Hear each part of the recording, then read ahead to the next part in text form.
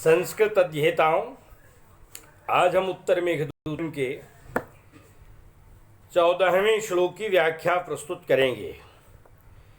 यद्यपि इसके पूर्व में 12वें श्लोक की व्याख्या प्रस्तुत की गई थी और फिर 13वां श्लोक पत्र श्यामा दिनकर स्पर्धिनो यत्र वाहा शैलोदग्रास्तमेव करिणो वृष्टिमंतः प्रभेदात, यह पूर्व मेघ के अंतर्गत भी आया हुआ है और यही उसकी व्याख्या सटीक प्रतीत होती है।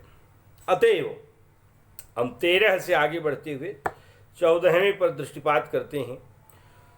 दीपशिखा कालिदास द्वारा प्रणीत प्रकृत खंड काव्य संसार का सबसे विलक्षण खंड काव्य है। इसमें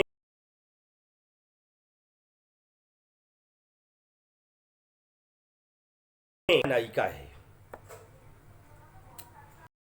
दो एक दूसरे के प्रति व्याकुल हैं। रामगिरी के आश्रम पर यक्ष पिछले 8 महीने से रह रहा है। आषाढ़ महीने के प्रथम दिन में वह रामगिरी की चोटी पर आश्लिष्ट मेघ का दर्शन करता है। प्रियतमा के पास संदेश बहन रूप विचार करके वह मेघ को अपना मित्र बनाता है और पुनः उसे अपनी पुरी अलकापुरी में, जहाँ उसकी वियुक्त पत्नी यक्षिणी है, वहाँ प्रेषित करना चाहता है। इस क्रम में वह सर्वप्रथम मेघ से वहाँ जाने के मार्ग बताता है, जिसका वर्णन पूर्व मेघ में विद्यमान है। और फिर उत्तर मेघ में वह यक्ष मित्र मेघ को अलकापुरी पहुँचा देता है और फिर वहाँ की रमणीय स्थितियों का मनोरम वर्णन प्रस्तुत करता है। कहीं पर वहाँ के अट्टालिकाओं का भव्य वर्णन, कहीं वहाँ मणियों रत्नों का वर्णन, कहीं पर प्राकृतिक पुष्पों आदि का वर्णन, कहीं विभिन्न रमणियों का वर्णन, कहीं अलकापुरी के ऐश्वर्य का वर्णन और कहीं पर वहाँ रहने वाले जो यक्ष हैं और कामदेव हैं, यक्षों की प्रियतमाएं हैं, किस तरह से कामदेव उनकी प्रियतमाओं के साथ क्रीड़ा करके अपना काम करता है, इन सब की बातों को कहता है। ये सब तथ्य उजागर करता है महाकवि कालिदास यक्ष के माध्यम से, उस विरही यक्ष के माध्यम से अपने हृदयोद्गार को, अपने व्यंग्य को अभिव्यक्त कर रहे हैं। श्लोक है, मत्वा देवं धनपति सखम यत्र साक्षात् बसंतम प्रायश्चापम न बहति भयान् मन्मथः षट्पदज्यम सभ्रूभंग प्रहित नयनैः कामिलक्ष्येष्वमूघैः तस्यारंभश्चतुर्वनिता बिभ्रमैरेव सिद्धा। यक्ष कह रहा है कि हे मित्र, यत्र, जिस अलकापुरी में मनमथः, माने कामदेव, मन को जो मथ दे उसे कामदेव कहते हैं। मनः मथनात् इति मनमथ है। वस्तुतः मनस शब्द है और मथ धातु का प्रयोग हुआ है, तो यहाँ मनस जो अस है उस टी का लोप होने का कोई नियम नहीं दिखता। अतएव पृषोदरादि गण में इसे पठित मान लिया जाता है। जैसे पृषत धनुदर है, पृषदुदर बनना चाहिए परंतु पृषोदर बन जाता है, उसी तरह से इसे भी मनस धनमत से मनुमथ बनना चाहिए परंतु मनमथ बन जाता है। और भाषा में यह आरंभ से ही चला है, अतएव चल रहा है। तो यत्र, यद से त्रल प्रत्यय लगा, बना यत्र। जिस अलकापुरी में मनमथः कामदेव क्या करता है, का चापम प्रायः न बहति, अपने धनुष को अक्सर धारण नहीं करता। क्यों नहीं करता? उसका धनुष है, फूलों का बाण है और भ्रमरों की प्रत्यंचा वाला धनुष है, जरूर वह धारण करना चाहिए उसे, और करता है। किंतु वहां क्यों नहीं करता? इसके पीछे का क्या कारण है? कालिदास की बड़ी सुंदर परिकल्पना है। यत्र, जहां पर मनमथ है कामदेव, धनपति सखम देवम साक्षात बसंतम मत्वा। धनपति सखम, धननम पति हित धनपति ही, धनपते है सखा इति धनपति सख। राजा राजा सखिभ्यस्तच एक सूत्र है जिसके द्वारा टच प्रत्यय हो जाता है। टच में टकार चकार का लोप अशेष बचता है, वही जुड़ जाता है, न कि अंग्रेजी का टच। तो इसलिए धनपति सखा माने धनपति अर्थात कुबेर के जो सखा माने मित्र हैं। कौन है उनके मित्र? कौन उनकी सहायता करते हैं? कौन उन्हें अपना भक्त समझ करके उनके ऊपर अनुग्रह करते रहते हैं? वे हैं भगवान शंकर। शंकर का स्वभाव ही है शम शुभम कल्याणम करोति इति शंकरः। तो शंकर जी वहीं कैलाश पर्वत पर रहते हैं। हिमालय पर्वत के 3 बड़े भूखंड हैं, मानसरोवर है, कैलाश है और अलकापुरी है। तो इसलिए अलकापुरी के ही समीपवर्ती खंड में वे भी रहते हैं, लिहाजा उनकी कृपा बराबर बनी रहती है, उनकी दृष्टि उस पर बनी रहती है। तो कहा धनपति सखम देवम, तो जो कुबेर के मित्र अर्थात भगवान शिव हैं, ऐसे देवम, दिव धातु से घई प्रत्यय लगा तो बना देवा।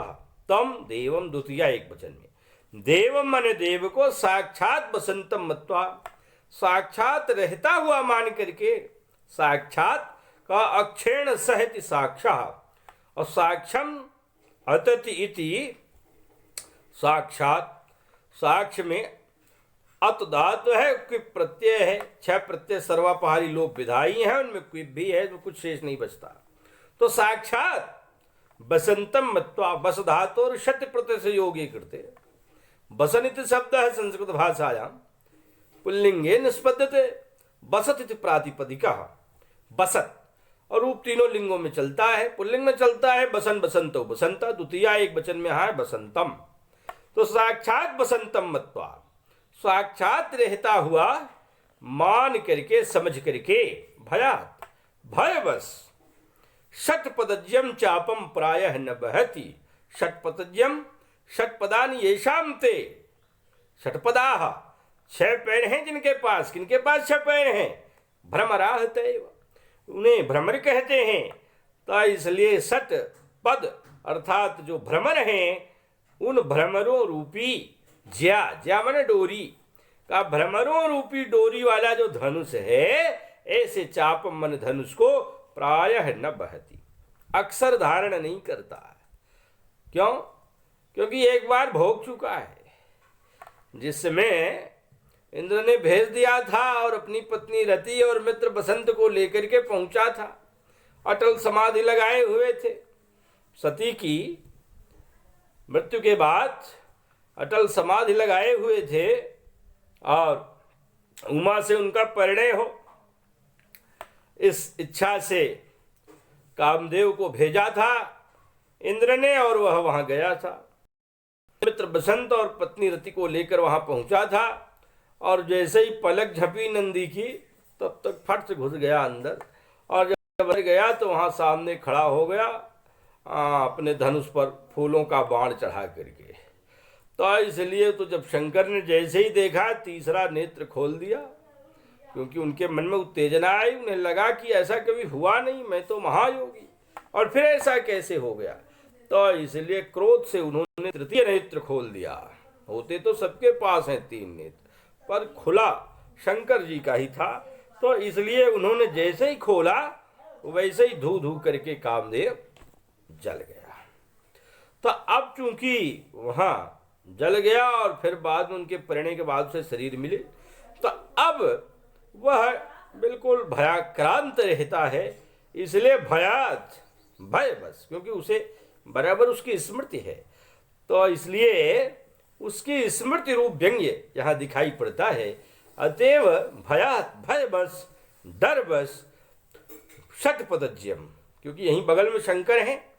अब जब शंकर हैं और वो साक्षात बसंतम मत्वा, साक्षात रह रहे हैं। ये भी एक व्यंग्य है, क्योंकि ऐसा नहीं है कि आते जाते कभी कभार आते हैं, नहीं आते हैं, चले जाते हैं, तो थोड़ा सा भय कम भी रहता है। किंतु अगर बराबर वहां बने हुए हैं, रह ही रहे हैं, तो भय की मात्रा भी ज्यादा हुई। तो इसलिए वे लगातार वही हैं, इसलिए उसका भय और बढ़ा हुआ है। तो भय बस षटपदज्यम, माने भ्रमर रूपी प्रत्यंचा वाला चापम, जो धनुष है उसको प्रायः न वहती, अक्सर धारण नहीं करता।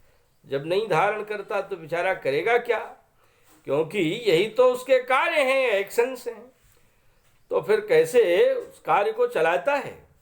तो कहा तस्य आरंभ, तस्य मनमथस्य, उस कामदेव का आरंभ मन उद्योग, कार्यम तस्य आरंभ माने उसका आरंभ, उसका उद्योग, उसका श्रम, उसका कार्य, काम लक्ष्येषु, माने जो कामी पुरुष रूपी लक्ष्य हैं उन पर सभ्रूभंग प्रहित नयनैः, सभ्रूभंग प्रहित नयनैः, भ्रूभंग, भ्रुवोः भंग इति भ्रूभंगा, माने भौहों की जो भंगिमा है, भौहों का टेढ़ापन है, भौहों का उतार चढ़ाव है, का उनके द्वारा प्रहित नयनैः, प्रहित माने फेंके गए, नयनैः माने नेत्रों के द्वारा, भौहों की भंगिमा जिनमें विद्यमान है, ऐसे नेत्रों से प्रहित प्रक्षिप्त किए गए अमोघ ही, माने अमोघ रूप वाले जो व्यर्थ नहीं जाते, मोघ माने व्यर्थ, अमोघ जो व्यर्थ नहीं जाते, ऐसे चतुर बनिता विभ्रमयी, चतुर बनिता मन रमणी, का चतुर रमणियों के विभ्रमयी ही एवं, विभ्रमों से ही, विभ्रम क्या है? हाव भाव, विलास, कटाक्षपात, का चतुर बनिता विभ्रमयी ही, चतुर रमणियों के हाव भावों से ही सिद्ध हो जाता है, चल जाता है। कहा कि यत्र, जहां पर, जिस अलकापुरी में, मनमथ कामदेव धनपति सखम देवम, धनपति अर्थात कुबेर के मित्र देव शिव को साक्षात बसंतम मित्वा रहता हुआ समझ करके, क्षत्रिय और शानच ये दोनों प्रत्यय क्रिया में लगातार कार्य होने का बोध कराते हैं। और क्षत्र तो परस्मयी पदी धातु से ही लगता है, जबकि शानच आत्मनेपदी से, और क्षत्र जब लगता है तो लट लकार प्रथम पुरुष बहुवचन का जो क्रियापद होता है, उसमें प्रत्यय को निकाल देने पर जितना बचता है उसी में क्षत्र का अत जुड़ जाता है। जैसे पठंती है तो अंत निकाल कर पठ में में अत जुड़ जाता है, तो बन जाता है पठत। अब पठत जो बन जाता है प्रातिपदिक मूल शब्द है। अब इस मूल शब्द का तीनों लिंगों, व्यक्तियों, वचनों में रूप चलता है। तो जाता हुआ, हंसता हुआ, खाता हुआ, खेलता हुआ, पढ़ता हुआ, मतलब लगातार कार्य का होना यहाँ शर्त रहती है। तो साक्षात बसंतम मत्वा, साक्षात रहता हुआ समझ करके, भयात, भय के कारण, षटपदज्यम, 6 पैरों वाला, 6 पैरों वाले अर्थात जो भौरे होते हैं, तो इसलिए ये भ्रमर हैं। और भ्रमर रूपी ज्या माने डोरी, तो इसलिए रूपक अलंकार भी बन जाता है ऐसे संदर्भ में। तो इसलिए भ्रमरों की जो लाइन है, पंक्ति है, उसकी रूपी ज्या वाला कौन? चापम, जो धनुष है, वो प्रायः न बहती, अक्सर धारण नहीं करता। तो उसकी भौरों वाली डोरी है, भौरों की पंक्ति रूपी डोरी है, वह धनुष अक्सर धारण नहीं करता। तब कार्य कैसे करता है? तो कहा तस्य आरंभ, माने उसका कार्य, उसका एक्शन, उसका उद्योग, कामी लक्ष्येषु, कामी रूपी लक्ष्यों पर, क्या चतुर बनिता विभ्रमैरेव का चतुर, जो चतुर रमणियां हैं उनके द्वारा सभ्रूभंग प्रहित नयनैहि, सभ्रूभंग, भ्रूभंग माने भौहों की जो भंगिमा है अर्थात भौहों का तिरछापन है, उस भौहों के तिरछे रूप में प्रहित नयनैहि किए गए दृष्टिपात के द्वारा। और वह दृष्टिपात कैसा है? अमोघैहि माने सफल दृष्टिपात है। तो सफल हाव भावों के द्वारा ही, सफल दृष्टिपात के द्वारा ही सिद्ध एव सिद्ध ही सिद्ध हो जाता है, ही प्रमाणित हो जाता है। तो इसलिए वह इस तरह से अपना एक्शन कर लेता है। अब यहां कहा कामी लक्ष्येष्व मोघै माने कामी पुरुष रूपी लक्ष्यों पर। तो इसलिए यहां भी रूपक बन जाता है। कामी पुरुष रूपी लक्ष्य, लक्ष्य कौन है? कामी पुरुष है। तो इसलिए वे उससे रूपित हैं, अतएव यहां भी रूपक बन जाता है। तो इसलिए यहां दो स्थानों पर तो रूपक ही दिखाई पड़ता रहता है। इसी तरह से जो यहां इन्होंने कहा कि षट्पदज्यम चापम प्रायः न बहति माने जो धनुष है उसको अक्षर धारण नहीं हो करता, ऐसा हो ही नहीं सकता, क्योंकि उससे उसका संबंध है और ये सहज संबंध है। अतएव यह कल्पना की गई है। तो यहां संबंध होने पर संबंध का कथन किया गया है। तो इस प्रकार से सुंदर कल्पना के द्वारा यह कथन किया गया है, जिसके कारण एक अलंकार निष्पन्न हो जाता है। इसका नाम है अतिशयोक्ति। सिद्ध्यत्वेध्यवसायस्य अतिशयोक्तिर निगद्यते। जहां पर उपमेय के द्वारा उपमान का निगरण कर लिया जाता है, वहां पर अतिशयोक्ति अलंकार होता है। और वह संबंध असंबंध, कारण कार्य के पौर्वापर्य आदि के रूप में देखा जाता है। तो इसलिए सिद्ध्यत्वेध्यवसायस्य अतिशयोक्तिर निगद्यते, इस कारण से यहाँ संबंध होने पर भी असंबंध का कथन है। अतएव यहाँ अतिशयोक्ति नामक अलंकार भी है। धन्यवाद।